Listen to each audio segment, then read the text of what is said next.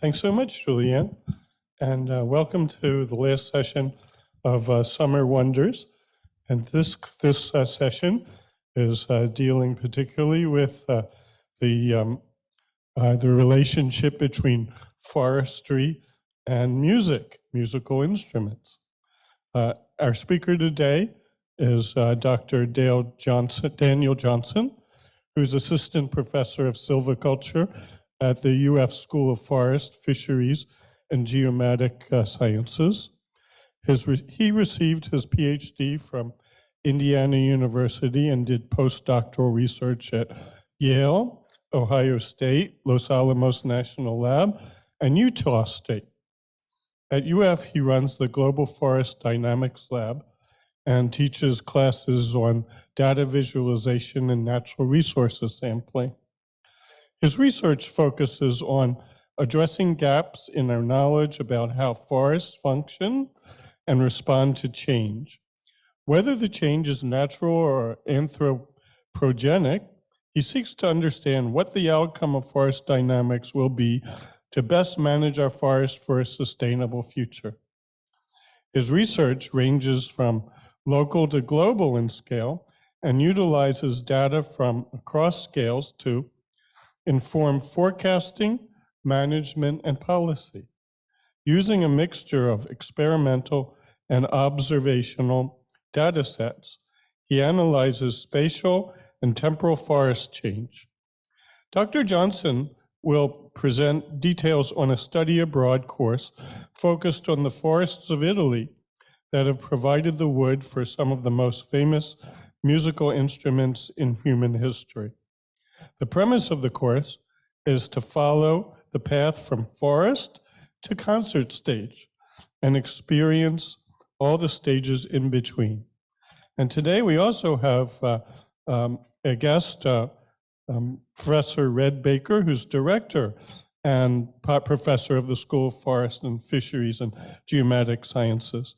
And we at OCAMIC have had a number of presentations from the IFAS school, and we're so happy that Professor Johnson will join us today.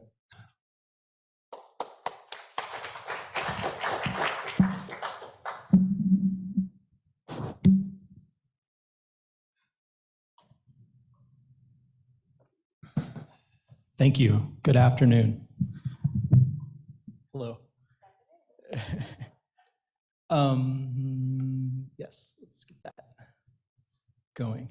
So I've been here at the University of Florida since 2018. And when I got here as a new professor, I was contemplating what classes I could teach. There were some that Dr. Baker asked me to teach, and then there was the opportunity to come up with my own. And during that time, this was, like I said, about 2018, 2019, there was a story on NPR about a forest in Italy that had experienced a unique windstorm. This valley had never seen this sort of windstorm in recorded history. And it created a lot of blowdown. So the trees got knocked over by the windstorm. And the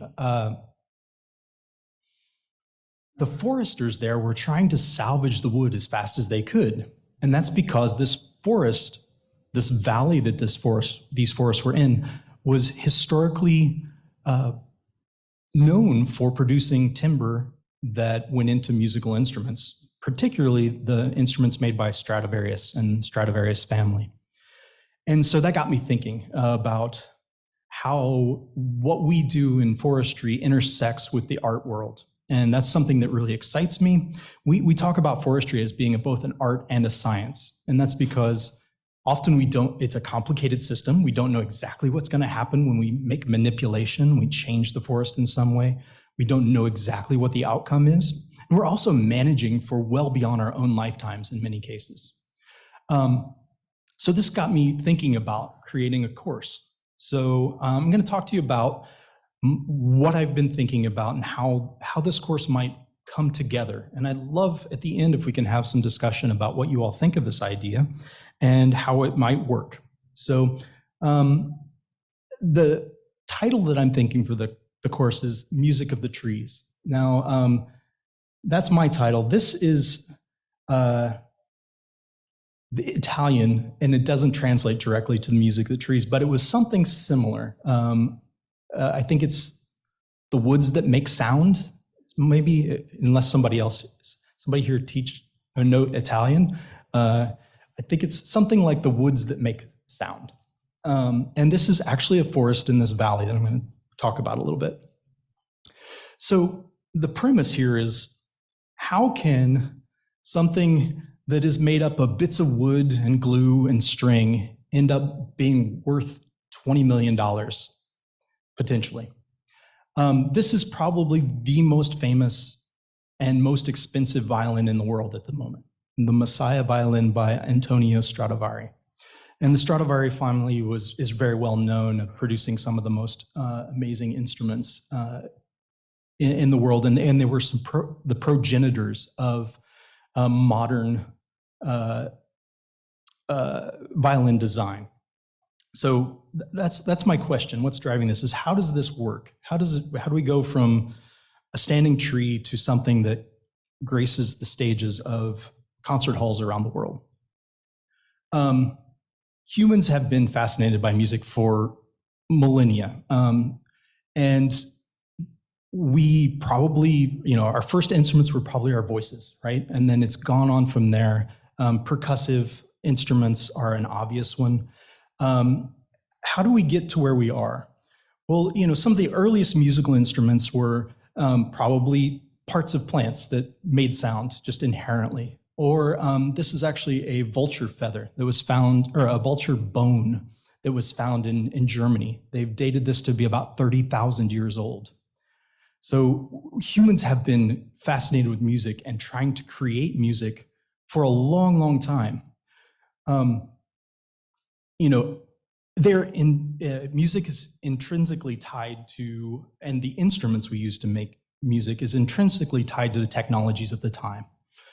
We have gone from, making flutes out of vulture bones to making things like this stringed instrument, to early drums, to things that we have now that are hardly even recognizable as maybe an instrument. But this is a new modern instrument that is kind of like a guitar, but it's not, and it is completely digital and completely reliant on current technologies.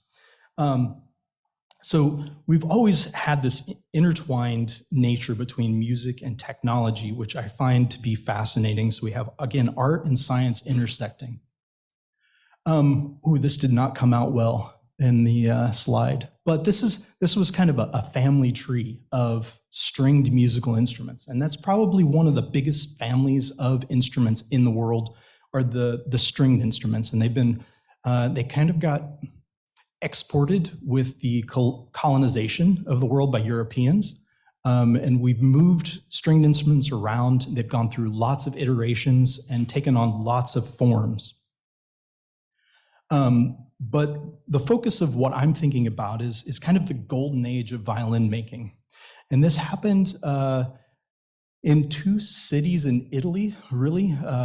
Cremona and Brescia were kind of the places where the modern violin was born, starting back in the 15th century and extending on up into the 18th century. There was this burgeoning of technological advancements in the way violins were created.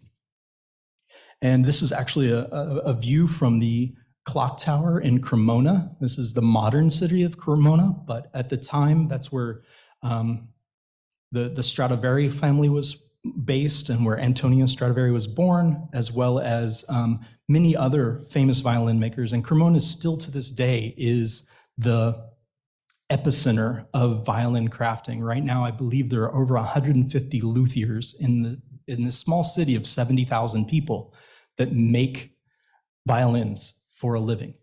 And it is home to a violin museum, as well as an international school of violin making. So this is one of the stops along the way, and it's probably the end of the tour. But this was the birthplace of what we think of as the modern violin. The Stradivari family that was from there was quite likely the most, and they probably are the most famous musical instrument makers in the world at this point. Antonio and his crew were credited with making over 1,100 instruments during his lifetime, which is fascinating. And about 900 of them, somewhere around 800 to 900 of them, were violins. He also made cellos and basses and violas, but he's most well known for creating violins. But what was his secret? And that has been a debate amongst both musical scholars and chemists and foresters. And this is why are his instruments so much better, or maybe better, than the rest of them that have been made? There were plenty of other violin makers, but why has the Stradivari family gone on to be the most well-known family? One hypothesis is that it was the body style. He created his own forms and molds that were based off of older designs, but it was a technological advancement. So the way the sound resonance worked in the body might be part of the story. This slide did not come out as well either when it's projected, but I promise you on my computer you could read those words. But this is talking about the varnishes and the chemicals that were used. Excuse me. There's a lot of debate on whether there's something different about the chemicals they used, and it was a secret recipe that they would use to varnish these instruments. This one on the left here is a different maker, and this one here is actually a Stradivari instrument. And you can kind of notice that there's a difference in the smoothness, the density of the varnish. And a lot of people credit these varnishes as preserving the instruments as well as creating a tonal quality that has lasted throughout the ages. The cells here are actually the plant cells. This is the wood. This is a cross-section of wood. So these are actually plant cells here. And there are thoughts that there might be microorganisms that were actually working on the wood that was different than what other people were doing, that they may have used something that allowed some microorganisms to decay the wood in a way that made it more resonant. There have been lots of theories about why this is, and I could go into that, but you could can imagine that there might be something about the processing, the way the wood was handled. Other folks have suggested that it was possibly the way the wood was moved. And they moved the wood in lakes and rivers, right? And so when they harvested it, they floated it downriver, and something about the chemical composition of the valley that they were floating these logs through could have been a reason why the wood was different. We don't exactly know, but there are lots of scientific papers out there actually trying to dig into this and figure out what it is about what they did. Was it the wood? Were they getting some superior wood? So this is actually a picture from the Val di Fiemme that is famed for where he would procure his wood. None of these logs would go into making a violin. They're all too small or not of high enough quality. But this valley was famed for growing amazing spruce trees. When you think about a violin, it has lots of different parts. Lots of them are made from wood. Some of them aren't. But the most important part for tonal quality is the soundboard on top here. And that's what gives the resonance to the sound and reacts to the vibrating string. And typically in violins, these are made from spruce.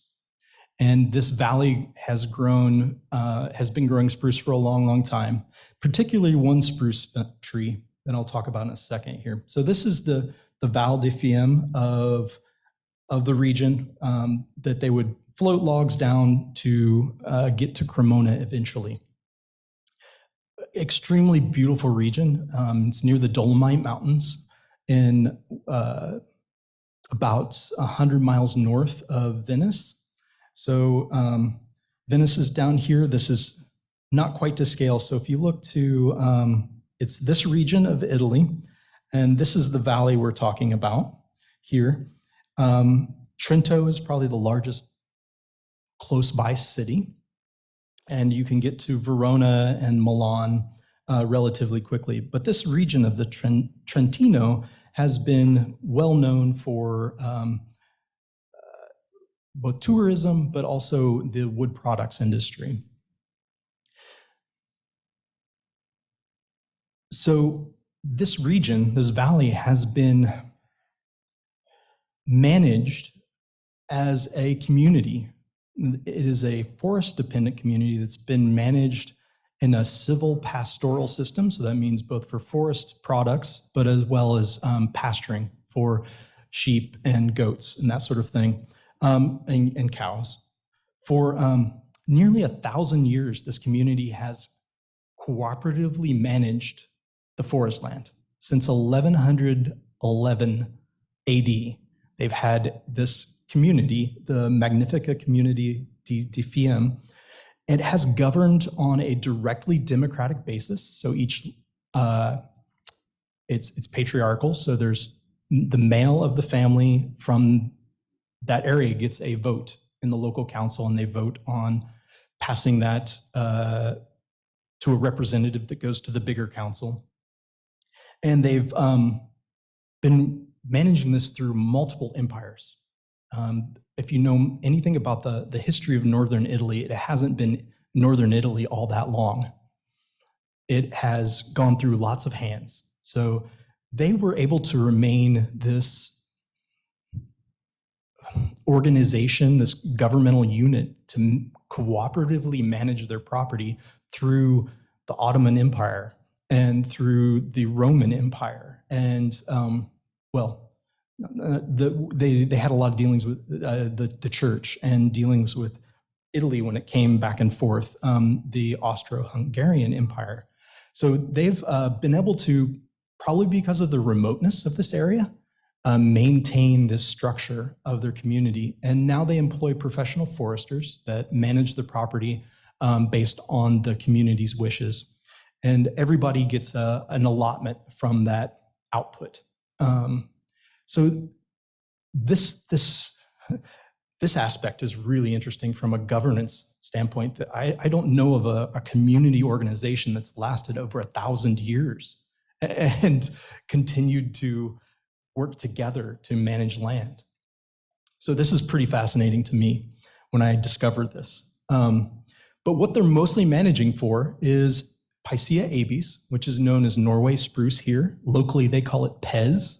So it made me immediately think of those Pez dispensers with the candies, but they call this Pez. But this is a species that's widespread across Europe.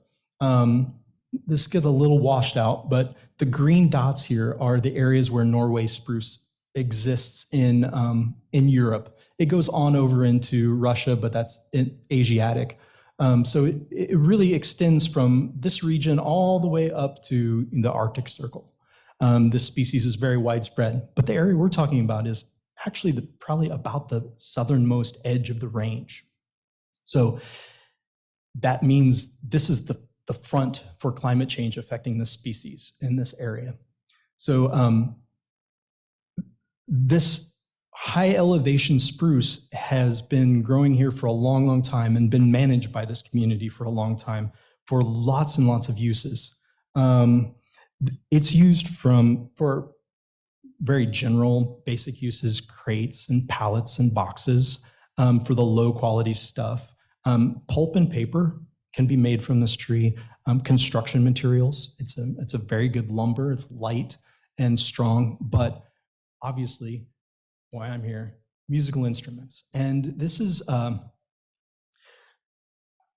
this species, to make a musical instrument takes quite a while to grow a tree large enough to make the musical instrument. But once we, and this is one of the reasons why I wanted to teach this class here in Florida, for the forestry students, they're being trained to think about managing trees for 18 to 20 years. That's the rotation length from planting to harvest. all those pines and lines. How many of you have flown out of Gainesville and looked out the window and just seen lines and lines and lines of pine trees? Most of those are loblolly pine or slash pine. The time it takes from planting to harvest is somewhere on the order of 18 to 20 years at this point, and it's getting shorter. We sell wood here by the ton. Those trucks going down the road pull into a sawmill, they get weighed, they get unloaded, and then they get weighed again, and they get paid by tons.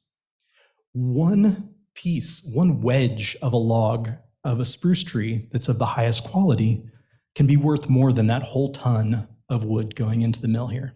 So the scale of the economics and the time it takes. So it takes on the order of 100 to 200 years to grow a spruce tree to the point where it can be harvested for high quality musical instruments. So an order of magnitude difference in the time scale we're thinking about, as well as many orders of magnitude in the economic scale. And that's just for the raw wood material. That's not to the finished product, right? So the finished products we get here from most of the pine trees we're managing for are probably right now the most common one is called chip and saw. They chip up the outside of the tree and then they saw the center of the tree into construction grade material, so 2x4s.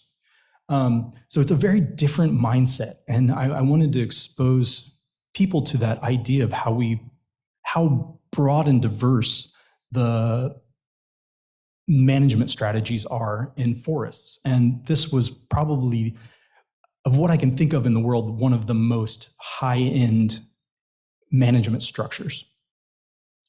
Okay, so again, we're talking about this soundwood here, the tone wood that goes on top, and it is usually made out of two wedges that come from the heartwood of the tree. This is what the forest looks like typically. So this is a picture from the Valley di Fiemme of a spruce forest. Very open understory.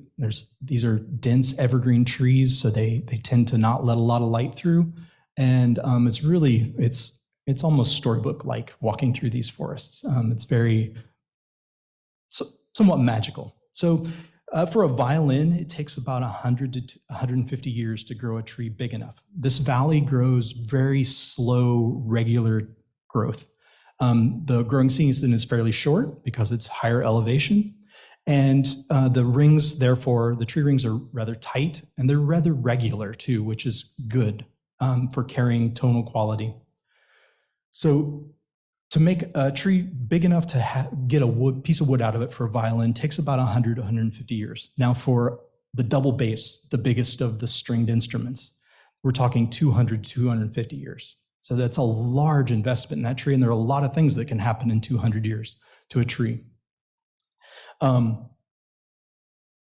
Only about 1% of the trees harvested are actually producing a high enough quality wood to make a musical instrument. So the timber buyers have a lot of work to do to go out there and find that one tree out of 100 that's going to be able to produce something that's worthwhile for them to turn into a musical instrument. This is from last October, and this was a common scene in the valley. And at the beginning, I told you about the NPR story I heard about, this blowdown event. Well, that blowdown event, those foresters that they were talking to were begging people for money to help salvage the trees that had been killed in the windstorm. So they have all this high quality material, but they didn't have the resources to go out and collect it and put it into products. So they were asking people to help them out and invest. After that windstorm, there was a drought. And what comes along with drought are beetle attacks. So this area of southern Italy, or northern Italy, sorry, southern part of the range of Norway spruce, had a 1, 2, 3 punch of windstorm, drought, and then the drought weakens the trees, and then the beetles move in and attack the trees. So everywhere we went when we were looking around, any flat piece of land had logs stacked like this, where they had been salvaging trees as fast as they could.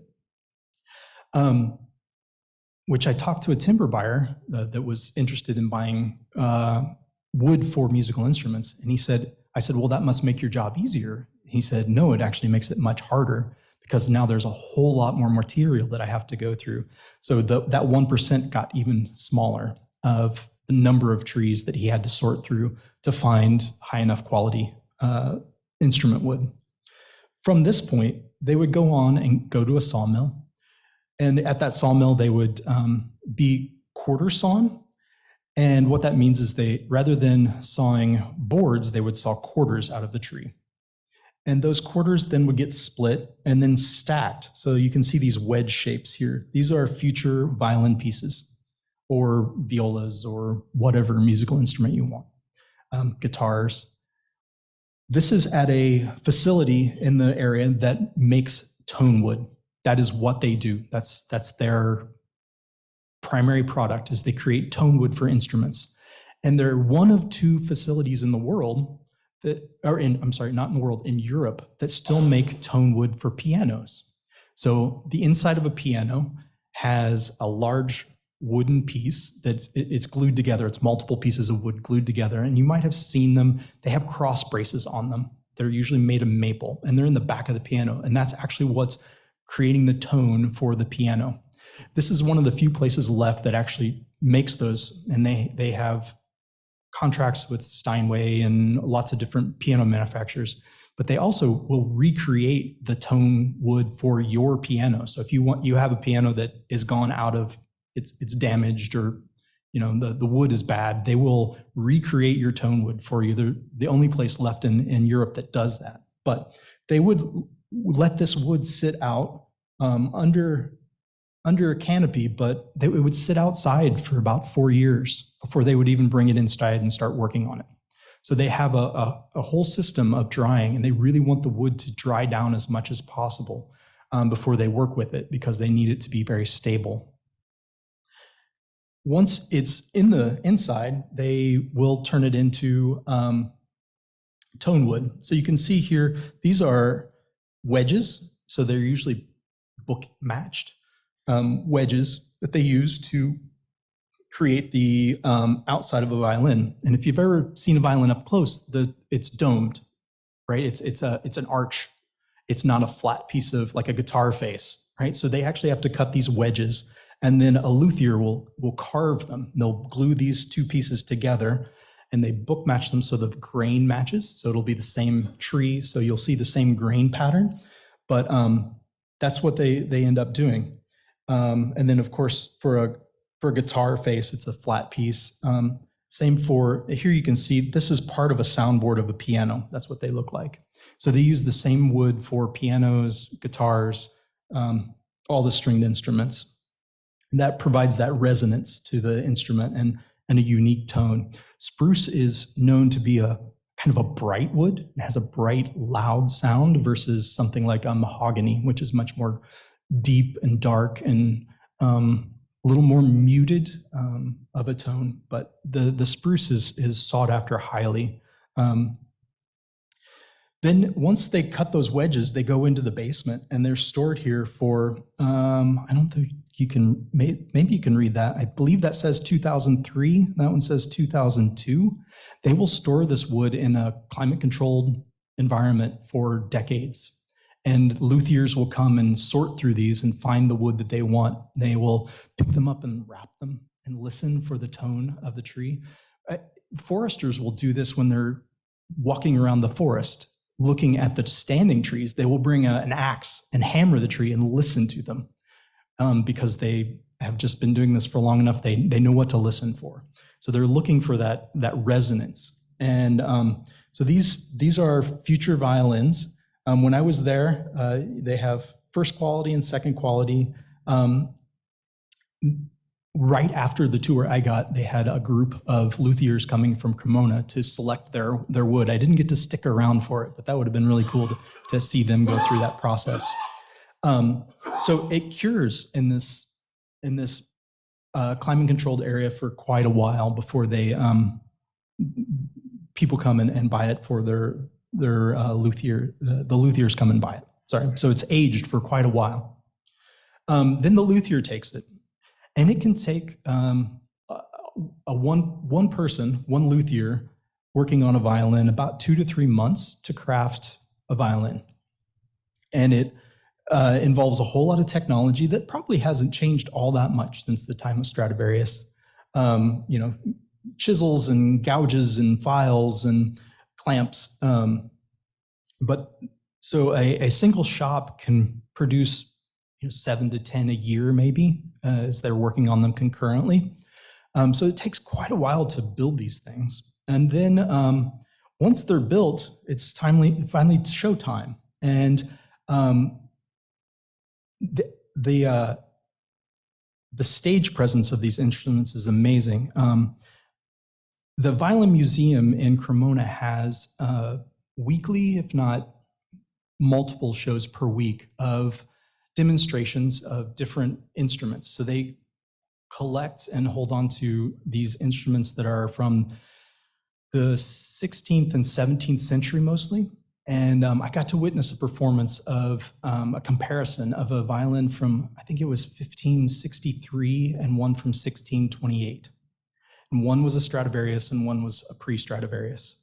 And the tonal difference was it was obvious once you listen to it, that the technological advances that they went through in those 60 years or so was, to my untrained ear, I'm not a violin player, but it was stark. The voice was so much different. So we still don't know why they're all that different, but the technology definitely changed. The body shape was different. The museum is fascinating, walking through there and seeing the whole history. And you can actually see drawings that the Stradivari family did of different violins, and as well as hundreds of violins and cellos and violas on display. And it is the place where art meets science, and I'm really excited about that. And that's the end of my talk, and I don't know how fast I went through that, probably too fast, but I really would love to have a discussion with you all and talk about this. I can envision how this course could be a standalone course in person in Florida. I certainly can imagine how it would be a really interesting thing to do and go see. My vision was, you trace the track of a tree from the forest in the valley all the way down, and all of the stops in between, and talk to the foresters and talk to the sawmill and the tonewood facility, the luthiers, and end up at the concert stage and hear the demonstration of these different instruments. So I appreciate all of your time and attention. And it's been a pleasure talking to you, and I hope you enjoyed that.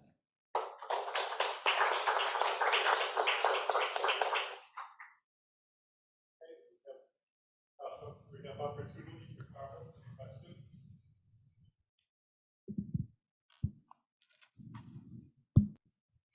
Would you please tell me what quarter sawn is? I've heard it all my life, but I've never taken a tree apart or tried to quarter saw it, so I don't understand what it is.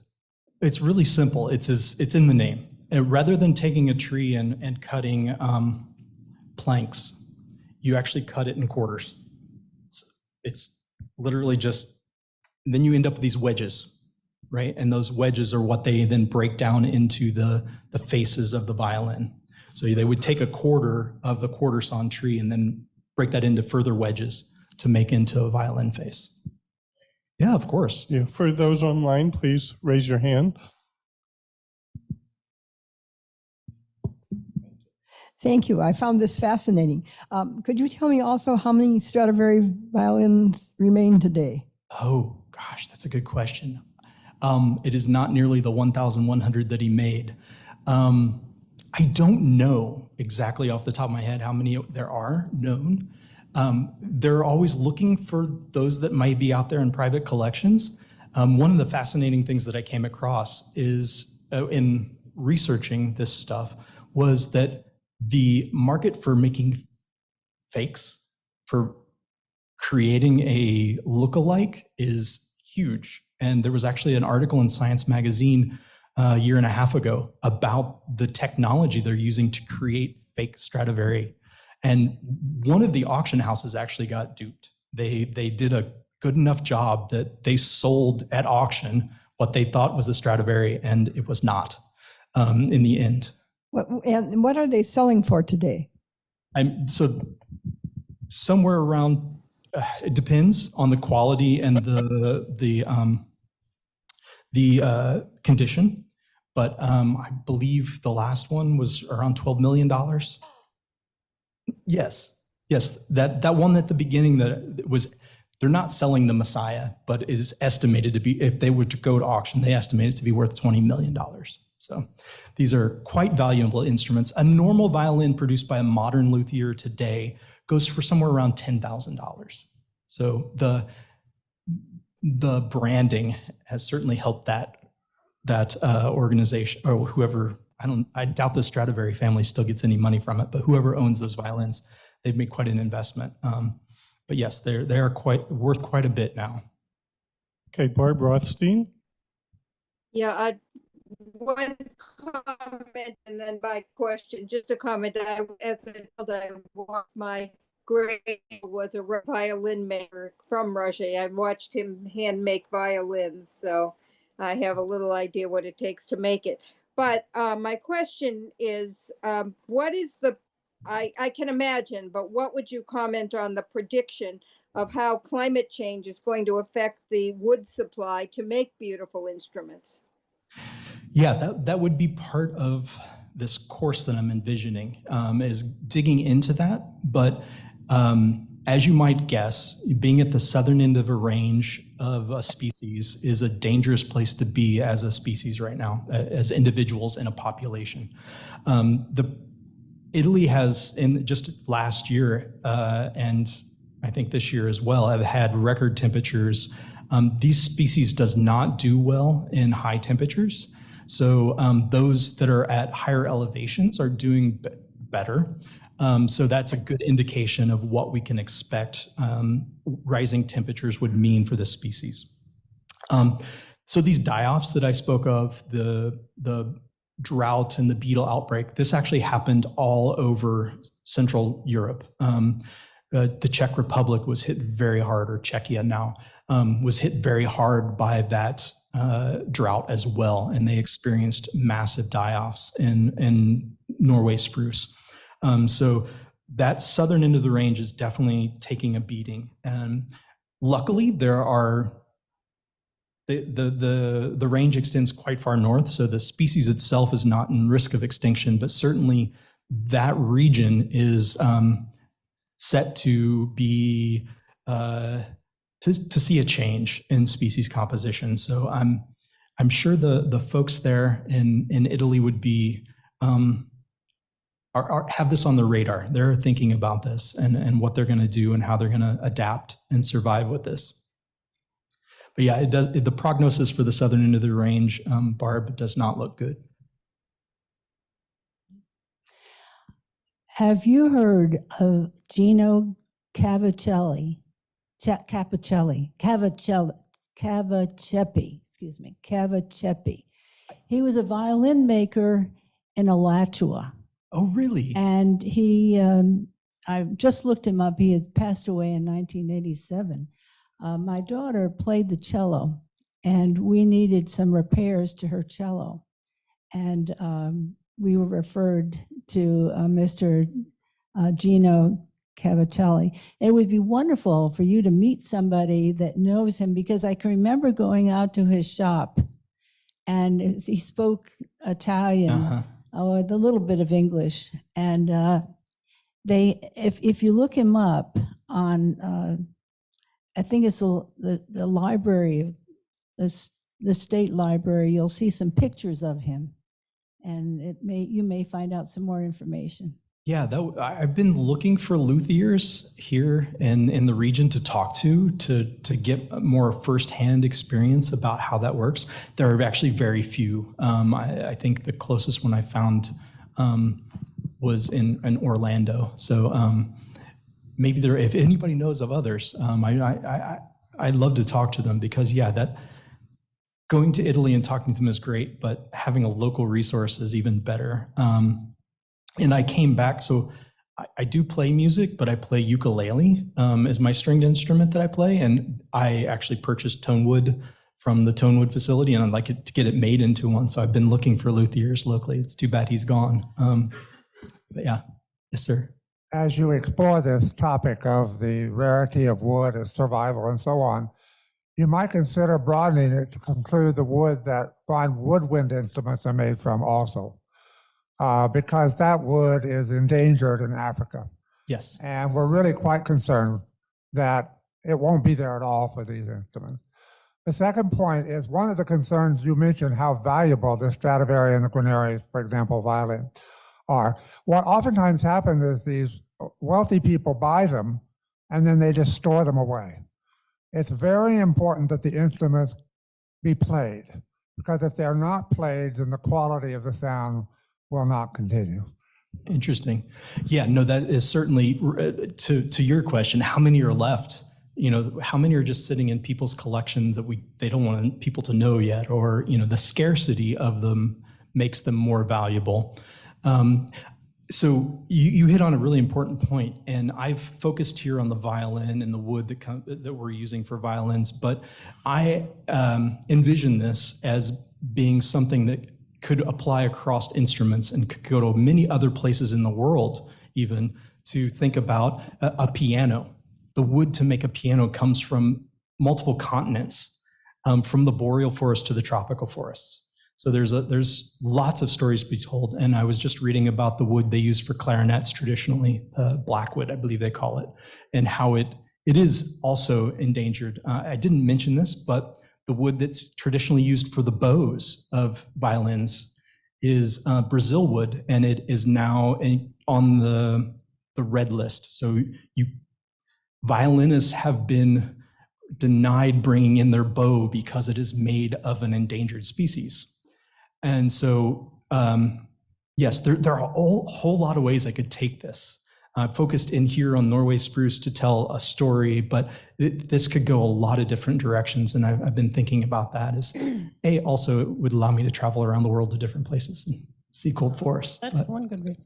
I had two questions. Is there any musicians now who actually play Stradivarius? Oh, yes. Yes, many. Yeah. I mean, many of the top players play Stradivari instruments or instruments from Cremona makers of that same time period.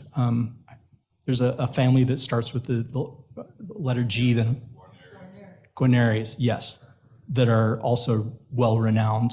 Again, I've focused this to keep a tight story, but this can go a lot of different ways, and there are lots of.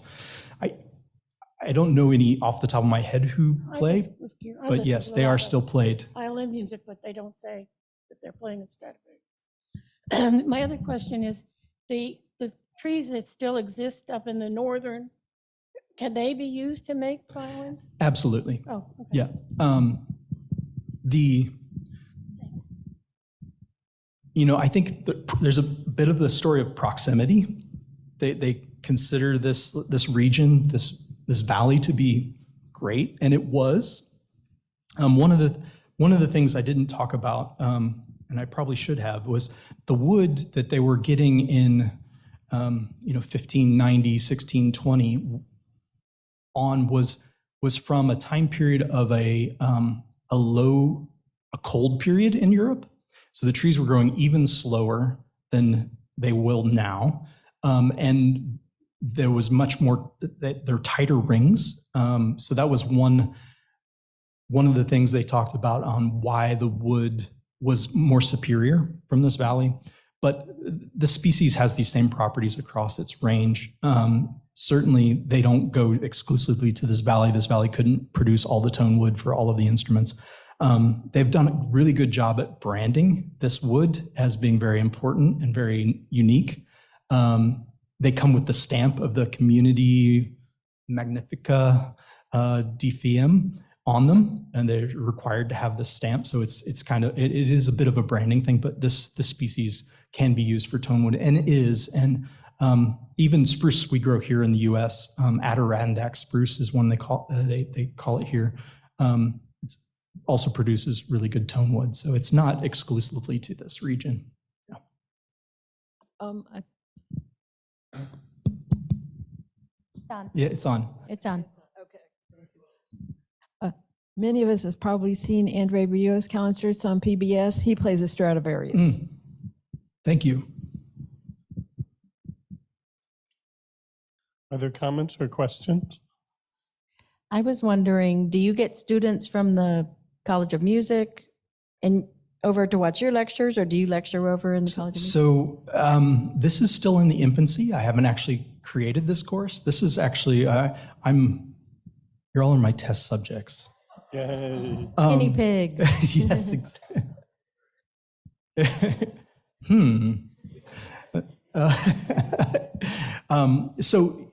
One of the things that I got really excited about when I started, as I've been gestating this course in my mind, is that it reaches across, it's cross-disciplinary. I've reached out to a couple faculty in the music department and they don't return my emails for some reason. I don't know.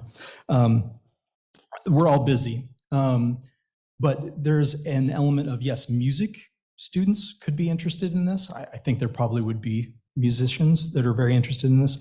I didn't go too deep into this, but there's a whole engineering technical side to this that could be really, could draw students from that sort of background. Wood technologies is not all that big here, but yeah, no, I feel like it could grab a lot of attention of different people, and pretty much anybody I've told this idea to, of like, let's go over to Italy and follow the course of a tree.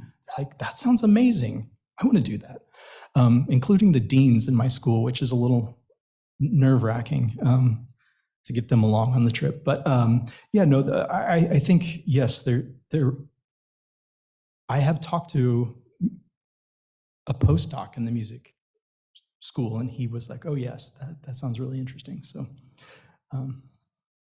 yeah, I hope it would be broadly appealing. Barb Rothstein. I just want to tell you that if you contact me, I know a botanist working in endangered plants, and she's also a DNA expert. And it might be that you could interest her in helping you out, since there are about 5 species of wood used here in the United States making U.S. violins. They're not Stradivarius, but they could also be very interesting and much more easily contacted. Yeah, that's great. Thank you. I'll reach out.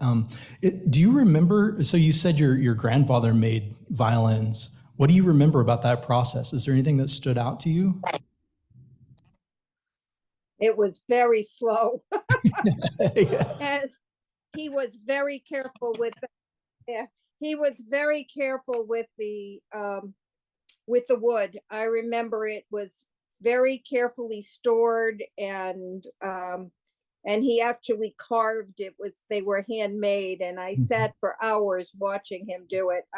I wish I was a kid at the time, small child, but I was maybe 9 or 10, and I was just fascinated by it. And I played the violin.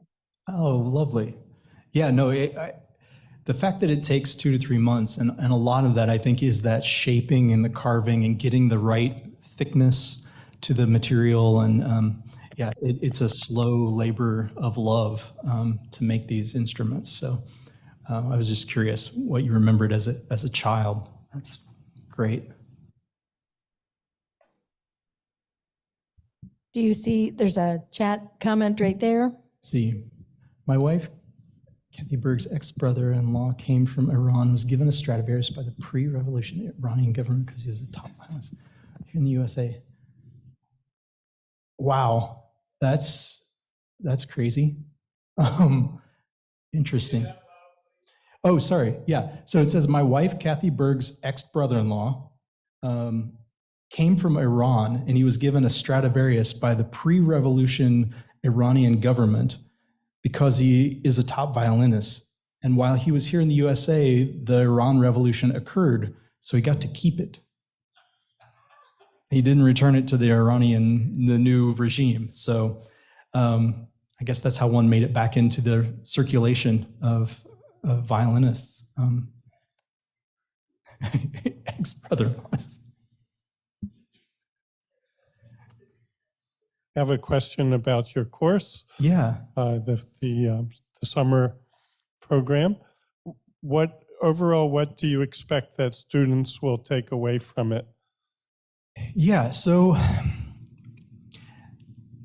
that's a good question. What are my learning objectives?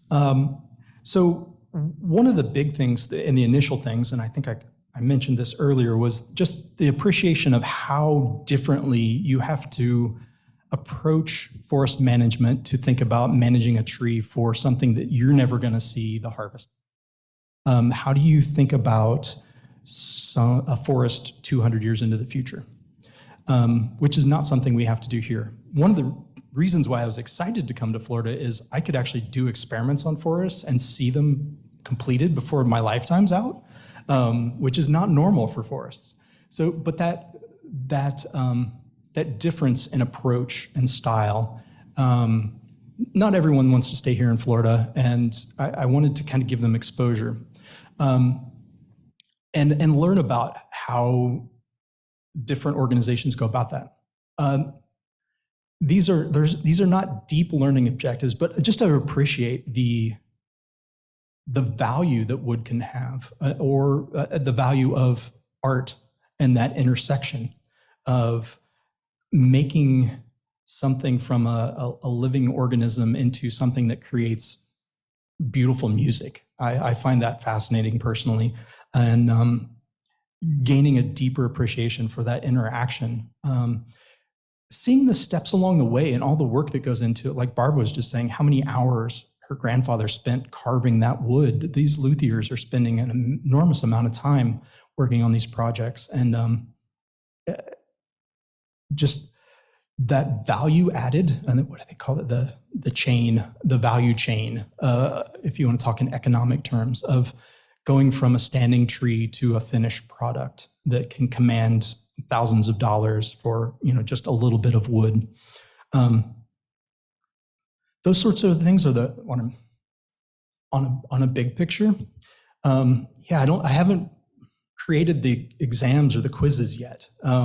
So you're off the hook. I don't have a quiz for you today. But that appreciation of that. And one of the other things that I did a study abroad program when I was in high school, and that really formed my appreciation for travel and the barriers that it breaks down when you see other humans in other countries that aren't quite the same, but we're all humans and we're all doing the same thing. That just the exposure, I think, especially in our school, in the School of Forest, Fisheries, and Geomatic Sciences, and a lot of students have never left Florida. And I think that's a really valuable experience. So just the study abroad experience is something that I find incredibly powerful. So that appreciation of cultures, and certainly Italians have a lot of culture and history. And so, yeah. Did you have another question, sir? Yes, I did. Back in the 1960s, when I was a doctoral student at the University of Iowa, the faculty quartet was given a quartet of Stradivarius instruments from the Library of Congress. Wow. They renamed themselves the Stradivari Quartet. But one thing, and of course they were so careful about them, they had to be kept under perfect heat and humidity conditions and so on. But what I'm wondering is, how did those instruments survive the ravages of time before we had climate control and all of that sort of thing? Does the quality of the wood have anything to do with that? That's a great question.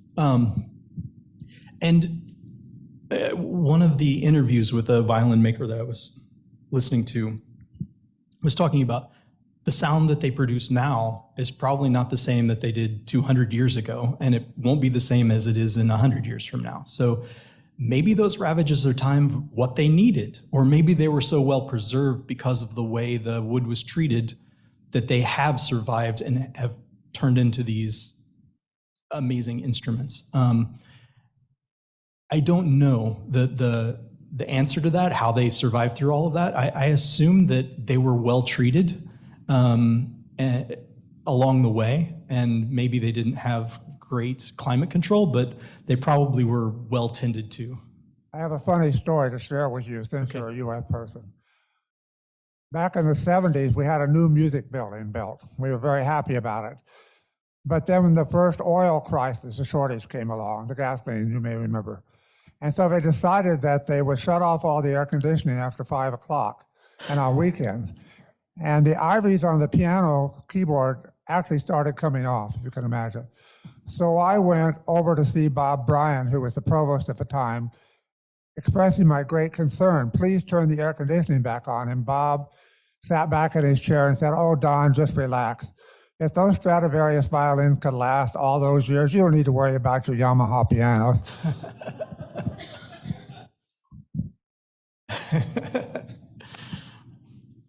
Sounds like an administrator. Sorry. Hope I didn't offend any administrators in the audience.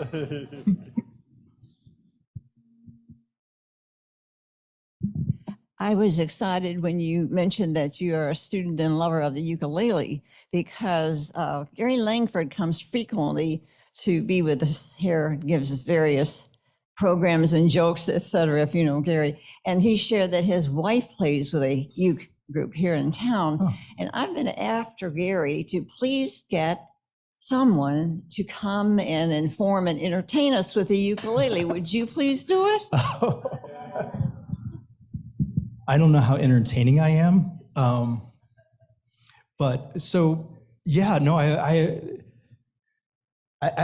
have participated in some public ukulele groups where, much like this, would put up the chords for the and the fingerings, and everybody plays along. Those are kind of fun. Maybe I'm not going to commit to. I play music for my mental health as a stress relief, and